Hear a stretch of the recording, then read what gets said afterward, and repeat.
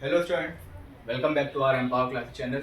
I am Law Shukla and as we discussed in our last lecture that we will study electricity. Okay, तो आज अपने electricity को भी complete करेंगे और जितना जल्दी हो सके उतना जल्दी जल्दी सारे के सारे साइंस के सारे चैप्टर कंप्लीट कर लेते हैं ताकि पहले एक बार साइंस कंप्लीट कर लेंगे फिर इसके बाद अपने मैथ्स में आ जाएंगे। और ये वीडियो सीबीएसई बोर्ड और जो भी अदर स्टेट बोर्ड है सबके लिए बेनिफिशियल है, ठीक है ना। याद रखना बोर्ड और कुछ हार्ड और होता नहीं है, सिंपल सा होता है, ज़्यादा कुछ परपंच नहीं है उसमें। आप बस हाँ कॉन्सेंट्रेट करके पढ़ाई करिए और जो भी क्वेश्चंस आपसे पूछा जा रहा है उसको पहले 2-3 बार रीड कर लो कि वो एक्चुअली में बोल क्या रहा है। सीबीएसई वाले खास करके बिकॉज आपको थोड़ा सा घुमा फिरा के देंगे, स्टेट बोर्ड वालों को भी देते हैं घुमा फिरा के, बट थोड़ा सा उनका ईजी रखते हैं कंपेयर टू सीबीएसई, ठीक है। तो बट इतना भी इजी मत समझ लेना कि बहुत ही ज़्यादा इजी रखते हैं, बहुत ज़्यादा इजी नहीं रखेंगे।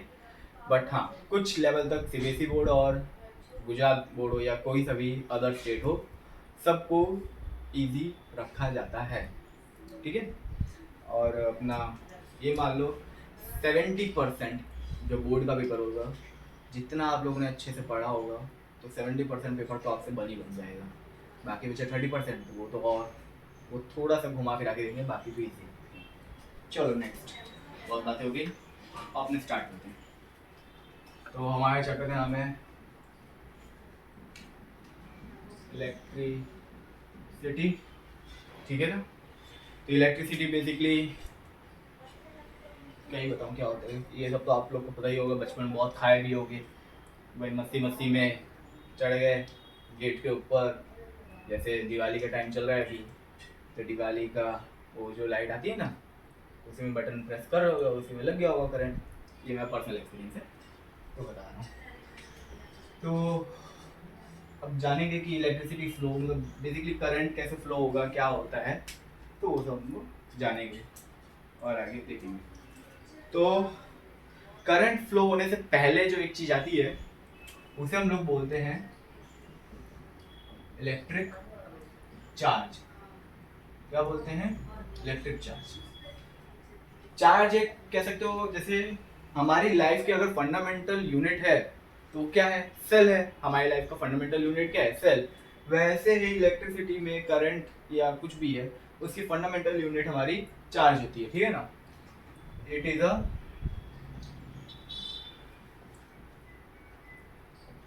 Fundamental unit. ओके, अभी टाइप्स ऑफ चार्ज, ठीक है। तो पहला है हमारा पॉजिटिव, सेकेंड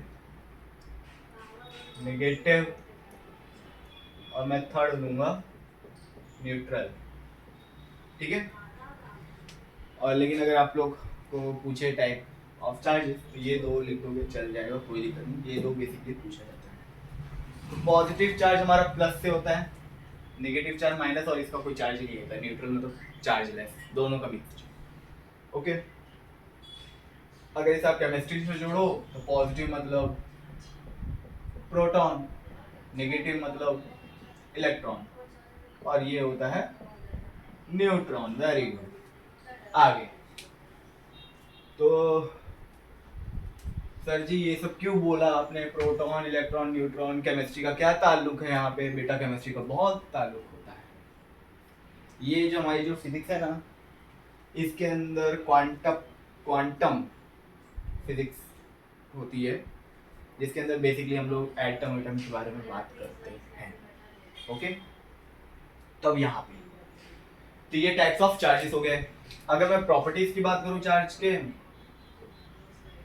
बताऊंगा क्या काम है इसका, रुक जाओ। प्रॉपर्टीज में पहला है लाइक चार्जेस।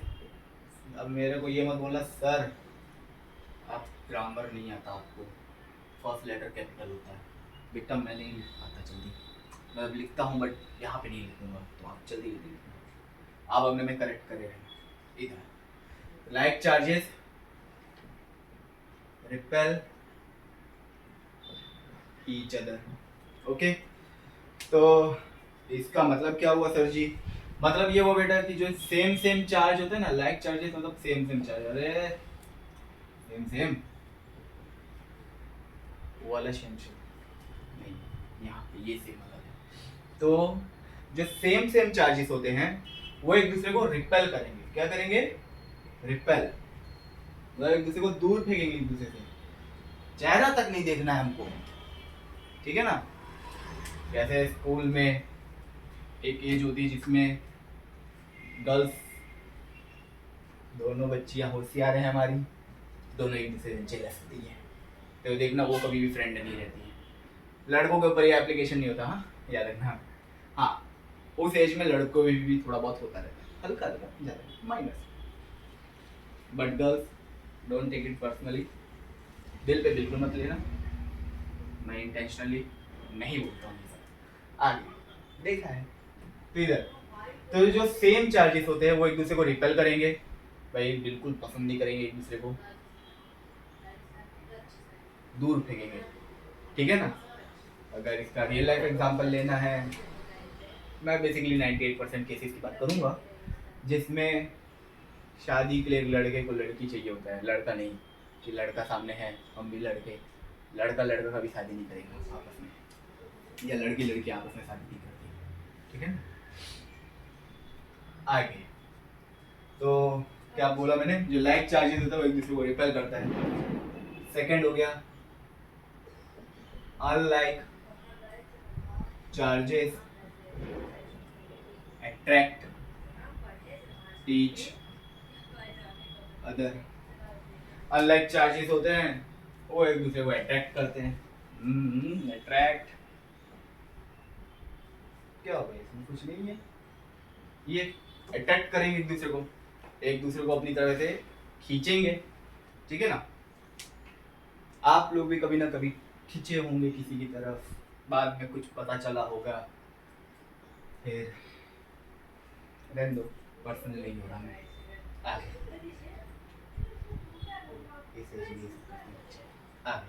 तो अनलाइक चार्जेस क्या होता है हमारा?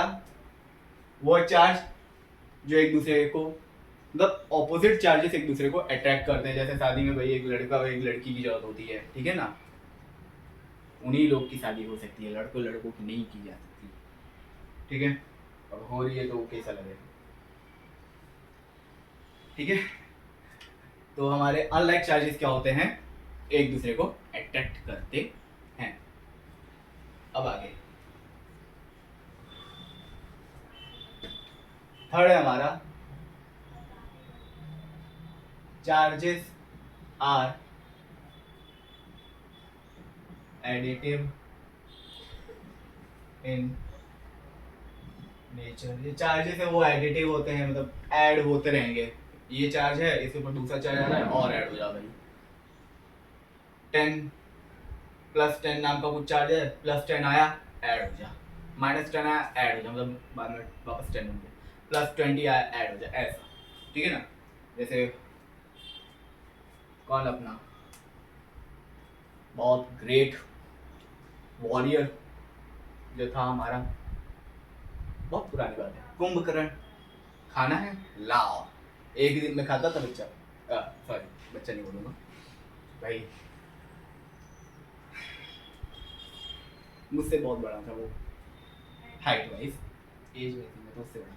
हाँ तो क्या, एक दिन में लाओ पूरा खाना, मतलब पूरे राज्य का खाना वो एक दिन में खा जाता था, और फिर आराम से 6 महीने के लिए सोता था। कितना मस्त जीवन था उसका।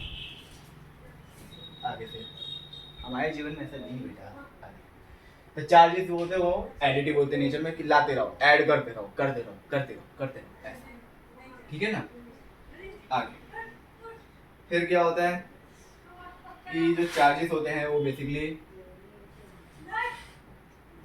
क्वांटाइज हो जाते हैं, जिसमें हमारा जैसे मान लो ये Q इक्वल टू NE, ये हमारा चार्ज का फॉर्मूला होता है। इसको हम लोग बोलेंगे चार्ज। इसकी इलेक्ट्रॉन की वैल्यू, मतलब इलेक्ट्रॉन का चार्ज होता है 10 की पावर माइनस 19, 1.6 इंटू 10 की पावर 6, 19 माइनस 19 कूलम, और N होता है नंबर ऑफ इलेक्ट्रॉन, क्या नंबर ऑफ इलेक्ट्रॉन मतलब कि कितने इलेक्ट्रॉन होंगे। जैसे मान लो एक क्वेश्चन है कि 1 कूलम में कितने एन होंगे, बताओ क्या है, 1 कूलम चार्ज में कितने एन होंगे। ये उल्टा एल नहीं है बेटा, आगे। तो बस Q की जगह पे डाल दो 1, N की जगह तो N, और E की वैल्यू तो फिक्स ही है 1.6 इंटू 10⁻16। ये इधर आ जाएगा तो 1/1.6 इंटू 10⁻16। ठीक है ना, ये याद करो, ये पूरा मल्टीप्लाई में है, उधर साइड जाएगा तो डिवाइड में जाता है। अब याद रखना 1/10⁻19 है, इसको ऐसे लिख सकता हूँ, ये क्या लिखेगा 10⁻19 को क्या लिख सकते हो 1/10⁻19। अब देखो ये न्यूमरेटर, ये पूरा डिनोमिनेटर, और डिनोमिनेटर के डिनोमिनेटर में कुछ है तो वो सबसे ऊपर जाएगा, यानी ये सीधा सीधा क्या बन जाएगा 10⁻19 बनेगा। ओके वेरी गुड, ये हो जाएगा 10 इंटू 10⁻19/16। याद रखना 1.6 है, पॉइंट हटाया, नीचे 10 आया, डिनोमिनेटर के डिनोमिनेटर तो सबसे ऊपर जाएगा तो 10 से मल्टीप्लाई हो गया। अब यहाँ देखो ये छोटा ये बड़ा, बहुत नाइंसाफी, ऊपर वाले को बड़ा करो तो 100 इंटू 10⁻18, मतलब यहाँ से मैंने एक 10 उसको दे दिया, ये आ गया 16 इक्वल टू n। तो यहाँ तो अब इसे डिवाइड करो, 8 जा 50 जा 4 जा 25, तो n is equal to 6.25 into 10⁻18। ठीक है ना, यानी इतने इलेक्ट्रॉन होंगे कितने में 1 coulomb of charge, 1 coulomb charge में 6.25 इंटू 10⁻18 नंबर ऑफ इलेक्ट्रॉन्स होंगे। तो यहाँ पे तो हो गई चार्ज की बात। सर इसका लेना देना करंट से क्या है, बहुत लेना देना है, बिना चार्ज करंट नहीं। हाँ बस इसको रियल लाइफ में मत जोड़ना बेटा, कि बिना उसके हम नहीं, उसके बिना भी तुम बहुत कुछ हो।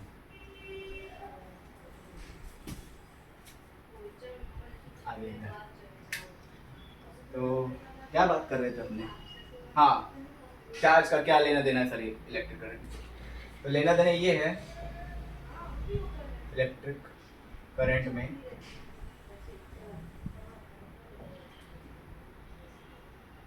कि हमारा जो इलेक्ट्रॉन अगर फ्लो हो रहा है, मान लो इलेक्ट्रॉन यहाँ से यहाँ फ्लो हो रहा है, कहाँ से यहाँ से यहाँ फ्लो हो रहा है, ठीक है ना, इधर इधर फ्लो हो रहा है, तो जो हमारा करंट होगा ना वो भी फ्लो होगा, बट वो ऑपोजिट डायरेक्शन में होगा। ठीक है ना, तो ये ऐसे ऐसे जा रहा है, ये ऐसे ऐसे जा रहा है। ठीक है, तो current flow in the opposite direction, ये सी है, ऑफ इलेक्ट्रॉन। ठीक है, यानी इलेक्ट्रॉन के ऑपोजिट डायरेक्शन में करंट फ्लो होता है। मैं डांस स्टेप नहीं कर रहा हूं, याद रखना, इलेक्ट्रॉन के ऑपोजिट डायरेक्शन, ये इलेक्ट्रॉन फ्लो हो रहा है, ये उसका ऑपोजिट डायरेक्शन है। ठीक है ना, ये ऑपोजिट डायरेक्शन है, तो इधर करंट फ्लो होगा और इधर इलेक्ट्रॉन फ्लो होगा, और करंट भी तभी फ्लो होगा जब इलेक्ट्रॉन फ्लो होगा, अगर इलेक्ट्रॉन फ्लो नहीं हो रहा है तो यानी करंट फ्लो नहीं होगा। ठीक है, अब ओ तेरी एक चीज भूल गया मैं, अरे सर क्या करते हो, ऐसे मत किया करो, बच्चे बोलेंगे क्या है, यूनिट, यूनिट SI यूनिट। इससे क्वेश्चन मेरे दिमाग में आ रहा है, क्या सर जी, बोल दीजिए आप भी अपनी कसम पूरी कर लीजिए। क्वेश्चन ये है SI यूनिट क्या होती है, CGS यूनिट क्या होती है, FPS, हाँ FPS यूनिट क्या होती है, और MKS यूनिट क्या होती है। हम लोग ज़्यादा SI यूनिट ही क्यों लेते हैं सर, इसका क्वेश्चन पहले आप बताओगे, आप रीजन बताओगे, फिर मैं आपको दूंगा नेक्स्ट वीडियो में। SI unit of charge is coulomb, SI unit of charge is coulomb, SI unit of charge is coulomb. Coulomb basically एक साइंटिस्ट का नाम था जिसकी सरनेम कुलम थी। मैं पर्सनली मीटिंग हुई है मेरी, बहुत कितने 200 या 300 ईयर्स अगो था। तो इधर तो ऐसा यूनिट ऑफ चार्ज है हमारा कुलम है, जिसको हम लोग कैपिटल सी से सर ये तो हाँ कैपिटल सी से डिनोट करेंगे। अब आगे क्या सर? हाँ, तो इलेक्ट्रिक करंट के बारे में हम बात कर रहे थे। तो इलेक्ट्रिक करंट की भी ऐसा यूनिट लिख लेते हैं, एसआई यूनिट ऑफ करंट बोलो, इलेक्ट्रिक करंट बोलो, सब एक ही है। एम्पियर, ऐसा unit of current is ampere sir ji, ampere ampere, very good बेटा, एम्पियर। एम्पियर को हम लोग कैपिटल ए से डिनोट करेंगे, याद रखना। साथ में द डिवाइस which measures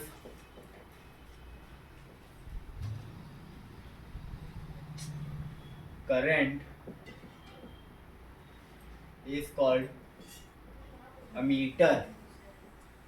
वो डिवाइस जो कि करंट को मेजर करता है उसे हम लोग क्या बोलते हैं? अमीटर बोलते हैं। क्या बोलते हैं बच्चों? बच्चों जी, बच्चा जी, क्या बोलते हैं बच्चों? अमीटर बोलते हैं। क्या बोलते हैं? अमीटर बोलते हैं। अमीटर का सिंबल ऐसा होता है, मतलब ए और सर्कल, ठीक है। अब आगे करंट को हम लोग रिप्रेजेंट करेंगे आई से। करंट को किससे रिप्रेजेंट करेंगे? I. I is equal to Q by T, मतलब कि इतने टाइम में, इतने सेकंड में जितना भी कूलम चार्ज फ्लो हुआ वो हमारा करंट होता है।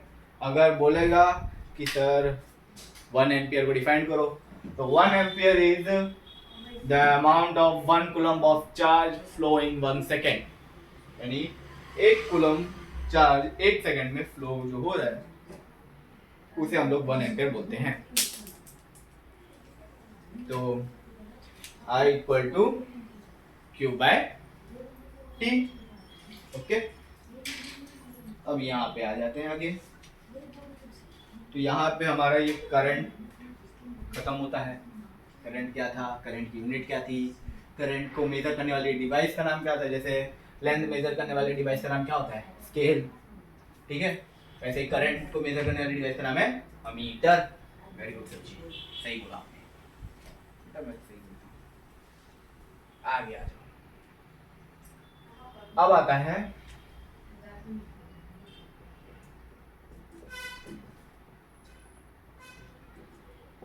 Electric potential. Electric potential, electric potential में बेसिकली मान लो एक पॉइंट है मेरा P और एक पॉइंट है इंफिनिटी। तो इस पॉइंट पे कोई भी चार्ज अगर है उसको मेरे को कहाँ लेके आना है? P पे लेके आना है। तो उसके लिए जो मेरे को वर्क डन करना पड़ेगा, उसके लिए मुझे जो वर्क डन करना पड़ेगा इतने या कितने से भी चार्ज को लाने में, उसी को हम लोग इलेक्ट्रिक पोटेंशियल बोलते हैं। क्या बोलते हैं? इलेक्ट्रिक पोटेंशियल सर जी। कि इंफिनिटी से किसी भी पॉइंट P पे लाने पे, उस पॉइंट P पे लाने पे जो वर्क डन हो रहा है किसी भी चार्ज को लाने में, उसे हम लोग इलेक्ट्रिक पोटेंशियल बोलेंगे। इलेक्ट्रिक पोटेंशियल को V से डिनोट करेंगे। इसकी यूनिट हो जाएगी हमारी वोल्ट, ओके। इलेक्ट्रिक पोटेंशियल को मेजर करने की इसको बोलते हैं वोल्ट मीटर डिवाइस। तो V is equal to W by Q, कि भाई इतने से चार्ज में इतना वर्क डन हुआ, ओके। समझ में आ गया? हाँ सर जी, आ गया, वेरी गुड। जब आ गया तो इसी पे एक आगे एक चीज देख लो।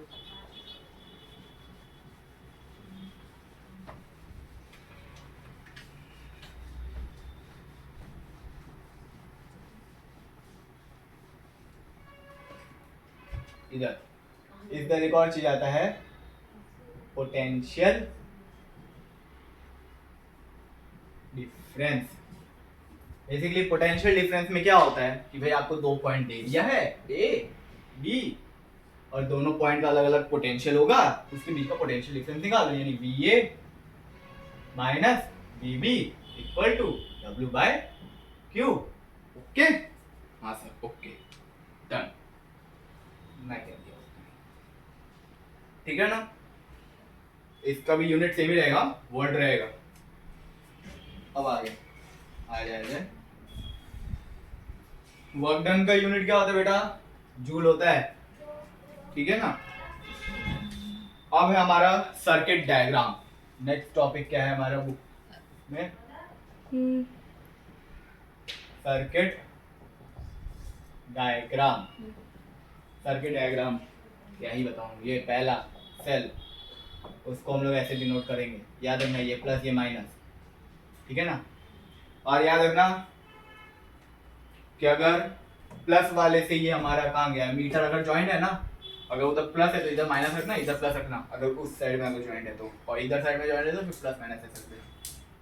ओके, दूसरा बैटरी, तो बैटरी का ये होता है, ना बेटा वो वाली बैटरी नहीं जो आप लोग स्कूल में एक बच्चे को बोला करते हो, मेरे को भी बोलोगे कि सर अभी तो चश्मा लगाते हो,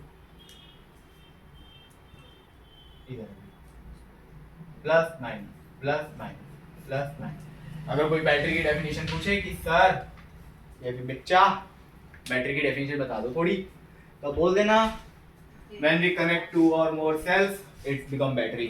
बेसिकली दो या दो से ज्यादा सेल्स को जो हम लोग कनेक्ट करते हैं सर्किट में, उसी को हम लोग बैटरी बोलते हैं। नेक्स्ट थर्ड जो है वो क्या है हमारा, स्विच। स्विच स्पेलिंग सर क्या करते हो आप, सॉरी बेटा, ओपन स्विच। हाँ, जब स्विच ओपन है तो ऐसा रहेगा, सिंपल ब्रैकेट और यहाँ से ज्वाइन, और जब क्लोज है बीच में एक बिंदी आ जाएगी। फिर आ जाता है हमारा फोर्थ है वायर जॉइंट, JOINT जॉइंट, ये ऐसे इधर डॉट डाल देना, जॉइंट। फिफ्थ है वायर क्रॉसिंग, जब वायर एक दूसरे को क्रॉस करे बिना जॉइंट किए, ये ऐसा रहेगा, ठीक है ना। फिर आता है हमारा बल्ब, इलेक्ट्रिक बल्ब, जो कि जलाना बहुत जरूरी है, खुद के प्रकाश के लिए भी, खुद की लाइट के लिए भी, और इधर भी करना तो पड़ेगा ही, खुद के जीवन में जला लो।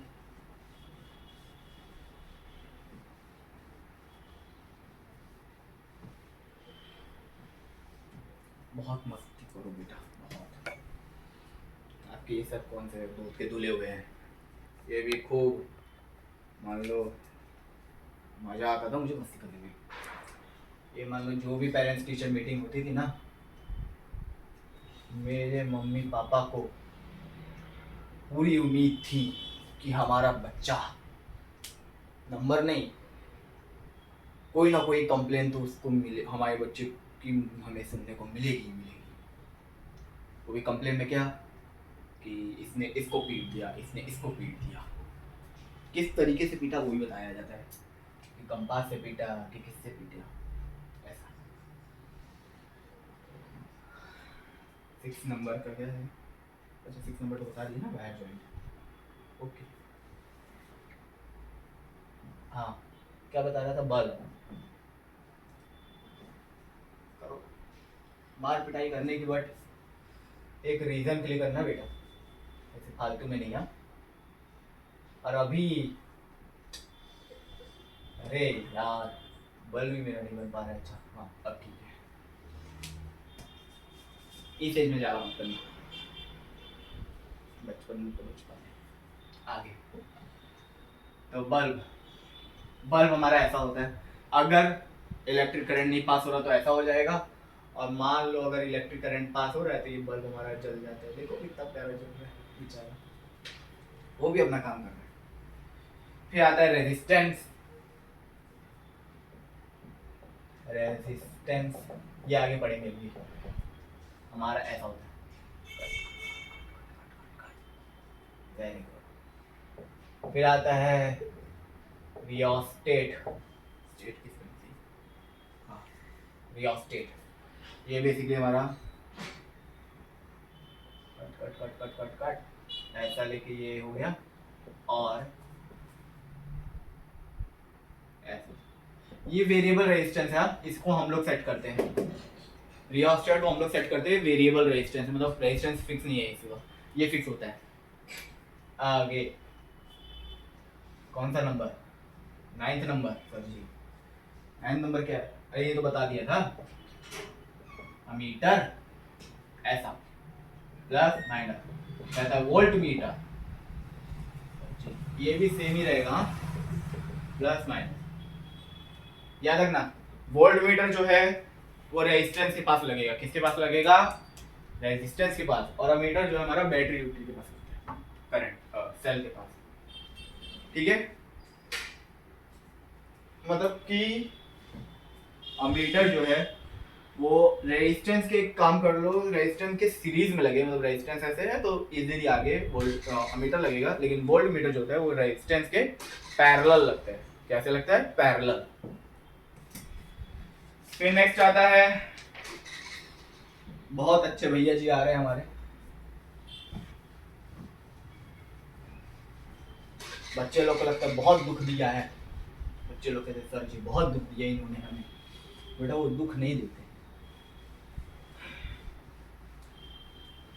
उनका नाम है ओम। नाम देखो ओम, हिंदी वर्ड से मिल रहा है, हिंदी वाला ओम वाले ओम से मिल रहा है, बट थोड़ा इसका काम अलग है। क्या था, अरे ओम्स लॉ, ठीक है ना, बहुत अच्छा मित्र था मेरा, अभी नहीं बता गया इधर से। ओम्स लॉ का सर्किट डायग्राम ये है, अभी कभी भी ओम्स लॉ स्टेट करने का, प्रूफ करने को आ जाए तो ये सर्किट डायग्राम बना देना।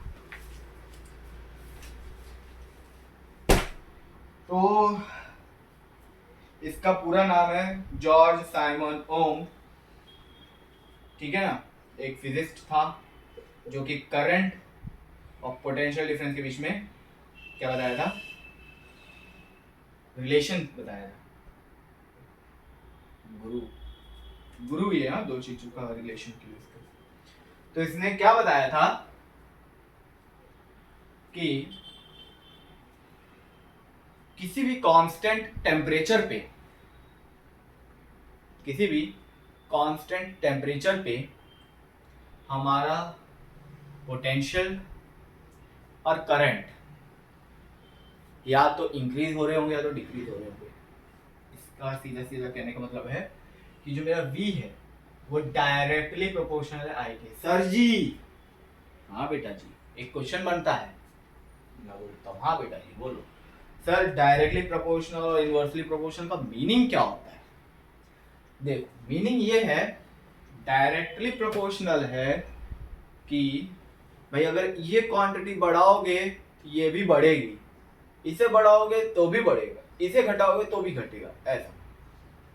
ठीक है, लेकिन इनवर्सली में उल्टा होता है, मतलब इसे बढ़ाओगे तो ये घट जाएगा, प्रेशर बढ़ाओगे temperature down, temperature increase pressure down, ठीक है ना। जैसे देखो जितना ज्यादा स्पेस में जाते जाओ टेम्परेचर डाउन होता है, प्रेशर इंक्रीज होता है, और जितना वाटर के अंदर जाओ अभी भी प्रेशर इंक्रीज टेम्परेचर डाउन। बीच ये वाले एरिया में जहाँ पे अभी मैं खड़ा हूँ, यहाँ पे टेम्परेचर हाई है तो प्रेशर लो है। आगे तो बस यहाँ पे V is equal to I R, ये जो R है, R जो है बहुत अच्छा है, R जो है वो हमारा डायरेक्टली आप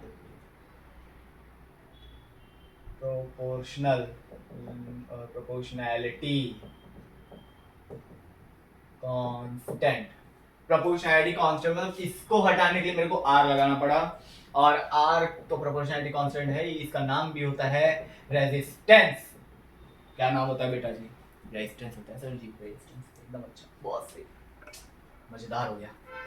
अब सुनो, रेजिस्टेंस बेसिकली क्या करता है? करंट के फ्लो को ओवरकम करता है। समझ में आया?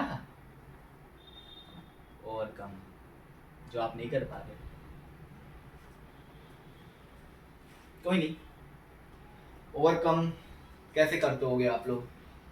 अपने दोस्तों को गालियां दे के दे दिया करो, फुल टू ओवरकम हो जाएगा, डिप्रेशन में नहीं जाओगे। आजकल के बच्चे डिप्रेशन में क्यों जाते हैं? क्योंकि उनको गालियां नहीं आती है। मैं ऐसा नहीं बोलूँगा कि गाली सीखो, गाली बिल्कुल नहीं सीखेंगे, मतलब कि क्या कह सकते हो आप लोग, भाई मैंने भी सुना था कि गालियां दे दो, कोई दिक्कत नहीं है। प्लेस मैटर करता है। हाँ, घर पे मत दे दियो, घर वाले निकाल देंगे बाहर। बाहर दोस्तों के बीच में दे रहे हो, ठीक है, कोई नहीं, चलता है। उससे क्या होता है? फ्रस्ट्रेशन दूर होती है, आदमी डिप्रेशन में नहीं जाता। कहते हैं ना एक मज़ा आता है, तो होता है, क्योंकि ओवरकम करने के लिए बहुत सही। लेकिन एक स्टेज है, जैसे अभी जिस स्टेज में आप लोग हो, उस स्टेज में आप लोग तो एक नेचुरल होता है, मेक होता है, कभी आ जाता है, बट एक स्टेज आएगी जहाँ पे आप लोग को बंद करना पड़ेगा सब चीज़ें, ठीक है ना? वो धीरे धीरे आपको खुद ही पता चलेगा जैसे जैसे आप बड़े रहोगे आगे। नहीं बेटा, मैं नहीं देता कभी भी, भले जो भी हो, मैं नहीं दूंगा, मैं देता भी नहीं हूँ इधर भी। रेजिस्टेंस तो वो तुम लोग की वजह से पेन का ढक्कन गिर गया मेरा, क्या करते हो इधर। तो रेजिस्टेंस क्या करता है? बेसिकली करंट के जो फ्लो है ना, उसको ओवरकम करेगा, मतलब कि करंट को ज्यादा अमाउंट में फ्लो कराने की परमिशन नहीं देगा, थोड़ा कम अमाउंट में फ्लो करो भाई, रहम कर लो। अभी जो घर में इलेक्ट्रिक बल्ब होते हैं, उसका जो वायर है वो वही पतला है, तो कहेगा ना कि इधर से ज्यादा फ्लो मत करवाओ, नहीं तो बेचारा बल्ब मर जाएगा, उसको काहे सूली लटका रहे हो, उसकी क्या गलती? ठीक है ना? तो वैसा ही, तो is equal to I R, और मैं लिख सकता हूँ I is equal to R is equal to V upon I. अब आगे यहाँ पे आर की यूनिट होती है ओम, जैसे हम लोग ऐसे डिनोट करते हैं। देखो बल्ब वो है, घूमता भी है बीच में, यहाँ पे नहीं घूम रहा है, घुमा मत दियो। सेकंड है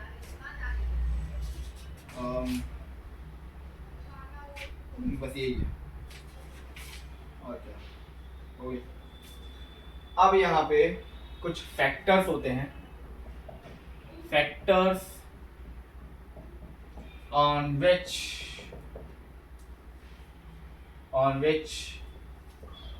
resistance of क्या डाल दो बेटा, कंडक्टर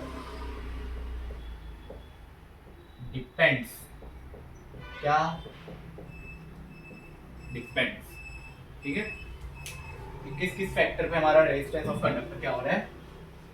डिपेंड हो रहा है। अभी मैं ये थ्योरी लेक्चर पढ़ा रहा हूँ, ठीक है? नेक्स्ट क्लास में मैं पक्का कह रहा हूँ अपने 2 2 3 3 क्वेश्चंस इलेक्ट्रिसिटी के देखेंगे, ठीक है? आ गए यहाँ पे, तो पहला है लेंथ ऑफ वायर, उसके डायरेक्टली प्रोपोर्शनल होता है लेंथ के, ठीक है? यानी एकदम लंबा वायर तो ज्यादा रेजिस्टेंस, छोटा वायर कम रेजिस्टेंस, ऐसा। सेकंड एरिया, लेकिन इससे इनवर्सली होता है, मतलब एरिया ज्यादा रेजिस्टेंस कम, एरिया कम रेजिस्टेंस ज्यादा, ठीक है ना? ऐसा कंबाइन इक्वेशन 1 एंड 2 क्या बन गया? आर प्रोपोर्शनल एल बाय ए। अब यहाँ पे फिर से प्रोपोर्शनल आ गया सर, हटाइए उसको, मैं हटाता हूँ, L by A। तो सर अब ये रो क्या होता है? रो वाला वो वाला रो नहीं लेने का, चले गए क्यों याद करते रोना, चले जाने, चले गए, कोई नहीं, चलता है। हाँ, तो यहाँ पे ये जो रो है उसका मतलब होता है रेजिस्टिविटी,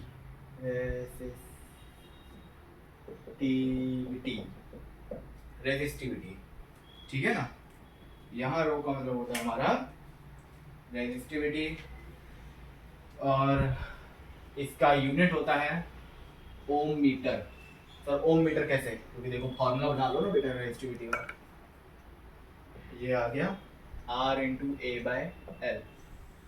आर ओम एरिया का मीटर स्क्वायर, ये मीटर, मीटर से मीटर कैंसिल हो गया तो बचा ओम मीटर, तो यूनिट क्या हो गया?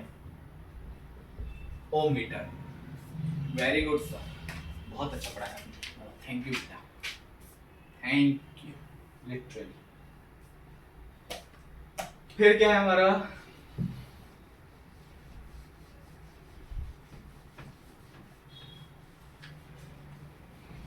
याद कर लो, ये वन शॉट रिवीजन है, ठीक है। इसमें सिर्फ बेसिक फॉर्म में लिख लो, मतलब जो मेन इंपॉर्टेंट है, ज़्यादा कुछ नहीं। फिर हमारा रेजिस्टेंस ऑफ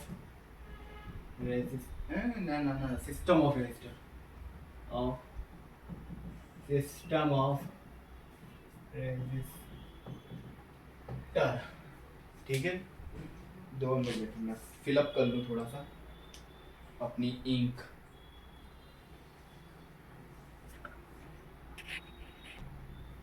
हाँ बेटा, तो फिलअप तो हो गया। हाँ इधर पहला आता है रेजिस्टर इन सीरीज। सीरीज में होता है मतलब ऐसा वाला। हाँ, बैटरी लगा लेता हूँ, चलो।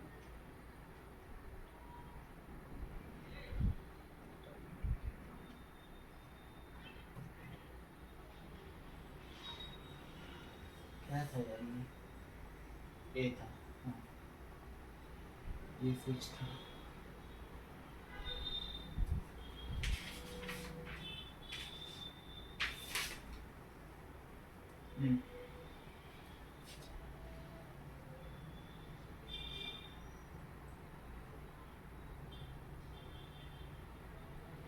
और डायग्राम आप लोग अच्छा बना लेना, मैं भूल गया डायग्राम, भूला नहीं, कौन भूल गया? R1 R2 R3, ठीक है। करंट फ्लो हो रहा है I नाम का, पोटेंशियल, ठीक है। तो रेजिस्टर्स क्या है, एकदम सीरीज में है। तो यहाँ पे दिख रहा है कि R1 R2 R3 तीन अलग अलग रेजिस्टर्स है। जब तीन अलग अलग रेजिस्टर्स है तो सीधी बात है, मेरा ऐसा बनेगा ना, V1 इक्वल टू IR1, तो ये हर एक रेजिस्टर के लिए V अलग अलग होगा, ओके। इसलिए V1, इसलिए V2, इसलिए V3, क्योंकि सब तीनों सीरीज के फॉर्म में लगे हैं। तो V1 equal to IR1, V2 equal to IR2, V3 equal to IR3। अगर टोटल V पूछेगा तो क्या लिखोगे? V1 plus V2 plus V3 से जी। अब अगर मैं लिख दूं और V होता है मेरा IR होता है, ओके। इसी को सॉल्व करो तो V की जगह में IR डाल दिया, इसकी जगह IR1 plus IR2 plus IR3, ठीक है ना। तो सर जी I तो कॉमन है इधर, मैं कहा निकाल लो ना फिर बेटा, निकाल लिए सर जी, R खत्म, मतलब I खत्म, अरे R1 plus R2 plus R3। तो यानी अगर रेजिस्टर सीरीज में है तो सिंपल सा प्लस कर दो रेजिस्टेंस के लिए, ठीक है ना। ये वेरी गुड, आ गया। जब अब दूसरा केस आ जाए, अगर पैरेलल हो जाए तो क्या करना है सर? बताते हैं बेटा, बताते हैं, चिल्लाने का नहीं, सब बताएंगे। तो इधर second resistor in parallel function, ठीक है, पैरेलल तो पैरेलल।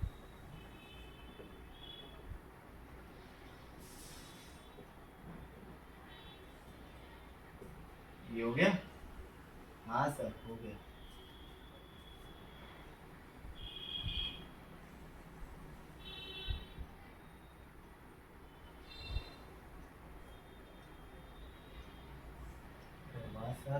डायग्राम तो बड़ा मस्त बना लेते हो आप बेटा, ऐसी तारीफ नहीं करने की। आगे, और मैंने बताया था वोल्ट तो बीच में ही रहेगा।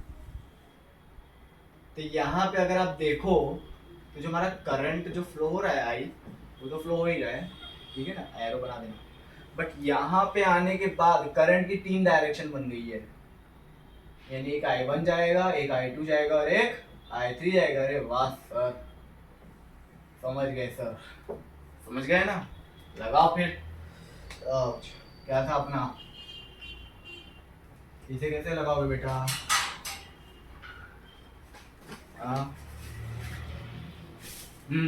I1 लिखोगे ना, I1 क्या बन जाएगा, V/R1, I2 क्या बन जाएगा, V/R2, I3 क्या बन जाएगा, V/R3 सब है, और I हो जाएगा V/R। क्या बात करते हो, ऐसा इतना कम तो नहीं है, वेरी गुड फिर बेटा। आगे तो I = I1 + I2 + I3 करना पड़ेगा। अरे हाँ सर, अरे सर जी आ गए। अब तो इसको कर देंगे सर जी V/R, इसको कर देंगे V/R1, इसको कर देंगे V/R2, इसको कर देंगे V/R3। अरे सर प्लस बनाओ ना। हाँ, V कॉमन है सर, 1/R + 1/R1, इधर V तो कॉमन लॉस है, 1/R2 + 1/R3, V से V कैंसिल हो गया सर जी, 1/R = 1/R1। अरे सर क्या बात, मतलब उसमें रजिस्टर में सीरीज पैरेलल, सीरीज में था तो एकदम सिंपल सा था सर, यहाँ पे फ्रैक्शन ला दिया। हाँ बेटा, फ्रैक्शन ही आएगा। तो इधर अब, तो ये था दोनों केस, ओके। फिर है हमारा, क्या है हमारा, heating effect of electric current.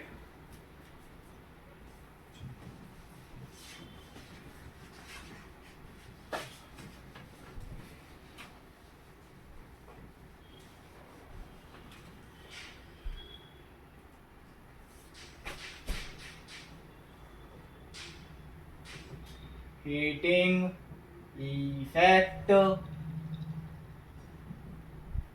Of EC, electric current, okay. अभी तक पूरा गड़बड़ ना पड़ गई। हाँ sir ji, heating effect of electric current मतलब कि ऐसे कौन से एप्लीकेशन से, सॉरी एप्लीकेशन बोल रहा हूँ, एप्लियंसेस हैं, इलेक्ट्रिकल एप्लियंसेस जो heating effect of electric current से चले, मतलब जैसे उसे हीट करोगे तो चलेगा, हीट प्रोवाइड कराता है वो, हीटर, ओवन, टोस्टर, ये सब क्या है जिसमें इलेक्ट्रिसिटी पास कराओ तब जाके ये हीट अप होते हैं, ठीक है ना। तो इसके लिए फॉर्मूला क्या क्या होता है, देखो, पावर का होता है P = V/Q/T, मतलब P = V/VI, तो हीट भी हो जाएगा VI/T, मतलब इतने टाइम के लिए हीट। H = I²RT। I²RT क्यों आया, मेरा V क्या होता है, IR होता है ना, तो बस चेंज कर दिया V की जगह पे, ये हीट के लिए ये हो गया P, ठीक है। प्रैक्टिकल एप्लियंसेस है बताया जैसे हीटर, अरे बाबा बुक ही पड़ गई मेरी। अब आगे, अब आते हैं हमारा लास्ट टॉपिक है इस चैप्टर का, इलेक्ट्रिक पावर। इलेक्ट्रिक पावर यानी P का क्या होता है, VI जैसे लिखा ही था। P का और हो सकता है हमारा I²/R या फिर V²/R, ठीक है ना। पावर का यूनिट होता है वॉट, क्या होता है, वॉट, ठीक है। 1 किलोवाट पर 1 किलोवाट आवर कितना होता है, 1000 वॉट इंटू 3600 सेकेंड। इसका आंसर आ जाएगा 3.6 × 10⁻6 जूल। इतना 1 किलोवाट आवर होता है, ठीक है। तो यहाँ पे हम लोगों ने इलेक्ट्रिसिटी भी डिस्कस कर लिया सर जी, कर लिया। ओके, जैसे मैंने वीडियो के बीच में भी बोला था कि भाई सबके एक एक क्वेश्चन लाऊंगा मैं, तो नेक्स्ट वीडियो अभी से बता देता हूँ।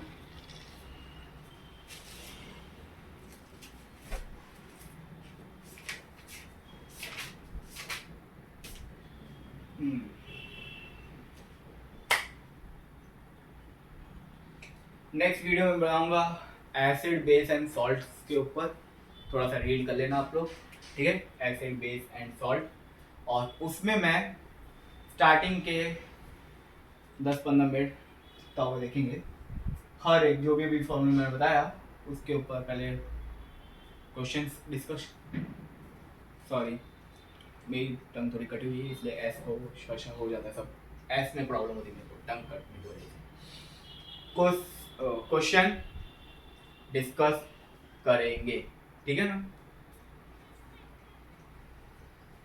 सो that's all for today, now we will pack up. Director ji pack up कर दीजिए। So thank you for watching the video, please share, subscribe and like, और जितना हो सके उतना ज़्यादा अपने फ्रेंड्स को भेजो ताकि वो लोग फटाफट ये कोर्स हर एक चैप्टर कंप्लीट करते चलें। ओके, थैंक यू, बाय, जय हिंद।